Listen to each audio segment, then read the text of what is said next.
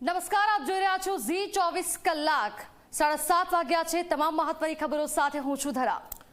આજના મોટા સમાચારની આપણે જ્યારે વાત કરતા હોય તો મોટા સમાચાર છે કે અચાનક સેન્સ પ્રક્રિયા, કારણ કે હવે ચૂંટણી આવી રહી છે તો ભાજપે સેન્સ પ્રક્રિયા કે ટિકિટ કોને મળશે, એક ટિકિટ છે, દાવેદાર ઘણા છે, તો ટિકિટની શરૂઆત કરી તો લોકસભા ચૂંટણી માટે ભાજપની આ સેન્સ પ્રક્રિયા ચાલી રહી છે, જેમાં અમદાવાદ પૂર્વ લોકસભા માટે પણ સેન્સની પ્રક્રિયા થઈ। મંત્રી મુળુભાઈ બેરા અને ભરત બોગરાએ સેન્સ લીધી છે। આ ખૂબ જ મહત્વપૂર્ણ છે। અમદાવાદ પૂર્વ લોકસભાના સાંસદ જસમુખ પટેલ, અમદાવાદ પૂર્વ માટે 25 લોકોએ દાવેદારી નોંધાવી છે। પ્રદીપસિંહ જાડેજા, ગોરધન ઝડફિયાએ પણ દાવેદારી, બે સિનિયર છે, બંને મંત્રી રહી ચૂક્યા છે। વલ્લભ કાકડિયા સિનિયર, કામિનીબા રાઠોડે પણ દાવેદારી નોંધાવી છે। નિર્મલાબેન વાધવાણી, બલરામ થાવાણીએ પણ દાવેદારી નોંધાઈ છે। એટલે મોટાભાગે લગભગ જે ધારાસભ્યો રહી ચૂક્યા છે એમને હવે સાંસદ બનવું છે, એટલા માટે તેમને આ દાવેદારી નોંધાવી છે।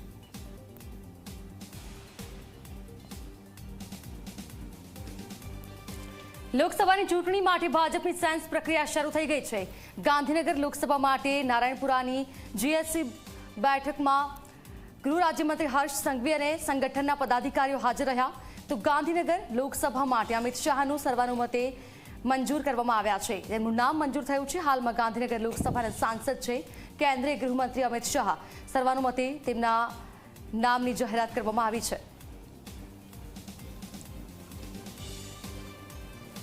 રાજકોટ પહોંચીએ તો કમલમ ખાતે ભાજપની સેન્સ પ્રક્રિયા થઈ, જેમાં વાંકાનેર અને પડધરી ટંકારાના ધારાસભ્યે પણ પોતાનો મત વ્યક્ત કર્યો હતો। પડધરીના ધારાસભ્યએ મોહન કુંડારિયાએ રિપીટ કરવાનું જણાવ્યું છે। મોહન કુંડારિયા અને રામભાઈ મોકરિયા પણ હાજર રહ્યા, જેમાં ધારાસભ્ય દુર્લભજી દેથરિયાએ કહ્યું છે કે પાર્ટી જેમને પણ ટિકિટ આપશે અમે તેને જીતાડીશું, ઉમેદવાર જંગી લીડથી જીતાડીશું। આ તરફ રાજ્યસભાના સાંસદ કેસરી દેવસિંહે પણ જણાવ્યું છે કે પાર્ટી જેને પણ ઉમેદવાર બનાવશે તેને જંગી બહુમતીથી જીતાડીશું।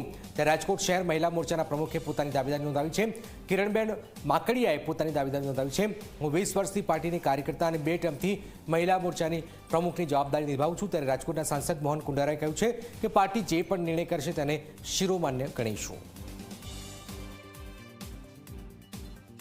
મેં પોતે જ દાવેદારી કરેલી છે, કેમ કે હું પણ પાર્ટીમાં 20 વર્ષ ત્યાં કામ કરું છું, અને જ્યારે મોદી સાહેબે આપણે 33% અનામત અમને મહિલાઓને આપવાની વાત કરી છે, અને અમલવારી તો આપણે જાણીએ છીએ કે 2029માં આવવાનું છે, પણ છતાં પણ અમને આશા છે કે મહિલાઓને આ વખતે વધારે સીટ મળશે ગુજરાતમાં।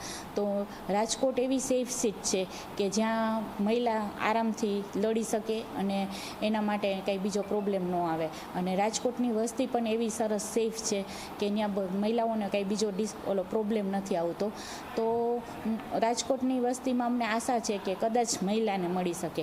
એટલે હું પાર્ટીની એક મહિલા મોરચાના પ્રમુખની મારી આ બીજી ટર્મ છે, અને પાર્ટીમાં આટલા 20 વર્ષ ત્યાં કામ કરું છું, એટલે મને બધા પાર્ટીમાંથી પણ બધાએ પ્રોત્સાહિત કરી છે, અને સમાજવાળા લોકોએ પણ પ્રોત્સાહિત કરી છે, અને મારી મહિલા મોરચાની જે વિશાળ બહેનો છે એ લોકોએ પણ બધાએ મને પ્રોત્સાહિત કરી છે।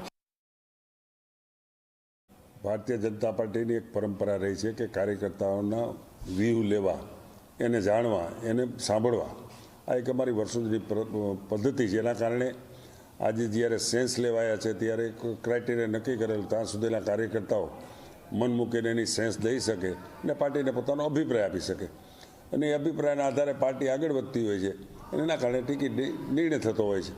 પણ એક 100% નક્કી છે કે રાજકોટની અંદર કમળ સંસદની ચૂંટણી લડવા આવવાનું છે, અને સારી રીતે જીતવાનું, એમાં કોઈ શંકાને સ્થાન નથી। અમારા પ્રદેશ અધ્યક્ષ સી આર પાટીલ સાહેબની એક કલ્પના છે અને પોતાની અપેક્ષા પણ છે કે 26 સીટ 5 લાખથી વધારે લીડે જીતે, તો રાજકોટની સીટને અત્યારનું વાતાવરણ જોતા, લોકોમાં એક ઉત્સાહ અને આનંદ જોતા, આમાં 5 લાખ નહીં પણ 6 લાખથી વધારે લીડ આવી શક્યતા મને અત્યારે નજરે દેખાઈ રહી છે। તો આ તરફ જામનગર લોકસભાની ચૂંટણીને પગલે ભાજપની સેન્સ પ્રક્રિયા યોજવામાં આવી, જેમાં જામનગર અને દેવભૂમિ દ્વારકાના મોટી સંખ્યામાં કાર્યકર્તાઓ જોડાયા, જેમાં પૂર્વ મંત્રી રણછોડભાઈ દેસાઈ, પૂર્વ સાંસદ હરિભાઈ પટેલ અને ગાંધીનગરના ધારાસભ્ય રીટાબેન પટેલ સહિતના નિરીક્ષકોએ સેન્સ લીધી। આ સેન્સ પ્રક્રિયામાં કોંગ્રેસમાંથી ભાજપમાં જોડાયેલા પૂર્વ ધારાસભ્ય ચિરાગ પટેલ પણ ઉપસ્થિત રહ્યા હતા।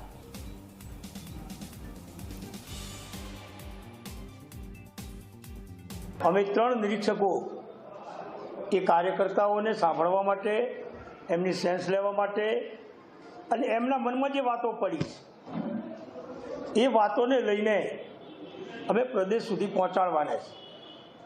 આજે કોઈ ઉમેદવારને નક્કી કરવાનો, ઉમેદવારનું નામ નક્કી કરવાનો એવો કોઈ અવકાશ નથી. ફક્ત ને ફક્ત કાર્યકર્તામાં પડેલી વાત અને આવતા દિવસની અંદર જિલ્લાનું નેતૃત્વ એ કોઈ સારા ઉમેદવાર મળે અને ખૂબ ઉજ્જવળ મતોથી વિજય બને એ પ્રમાણેના પ્રયાસોના ભાગ સ્વરૂપે આજે અમે બધા કાર્યકર્તાઓને મળવા માટે આવ્યા છીએ. તો લોકસભા ચૂંટણીને પગલે જૂનાગઢમાંથી ભાજપની સેન્સ પ્રક્રિયા યોજાઈ, જેમાં બીનાબેન આચાર્ય, મનસુખ ખાચરિયા અને વિક્રમ ચૌહાણ હાજર રહ્યા, જેમાં જૂનાગઢ જિલ્લાના નેતાઓ પણ હાજર રહ્યા હતા. જેમાં નેતાઓએ કહ્યું છે કે નેતાની ટિકિટ આપવામાં આવશે તેને જંગી લીડથી જીતાડીશું. અત્યારે સામાન્ય રીતે લોકોનો મત એવો છે કે જે પાર્ટી જે કાંઈ નિર્ણય કરે, પાર્ટીના નિર્ણય ઉપર સૌ લોકોએ મોટો વિશ્વાસ મૂક્યો છે. સામાન્ય રીતે દાવેદારોની કોઈ હજી કાંઈ ખાસ કોઈ બાબત બહાર નથી આવી, પણ સામાન્ય રીતે બધા લોકોનું એવું કહેવાનું છે કે પાર્ટી જે કોઈ વ્યક્તિને ટિકિટ આપશે એની ઉપર અમે તનતોડ મહેનત કરી અને 5 લાખ કરતાં વધુ મતોથી ઉમેદવારને જીતાવવાની અમારી તૈયારી છે.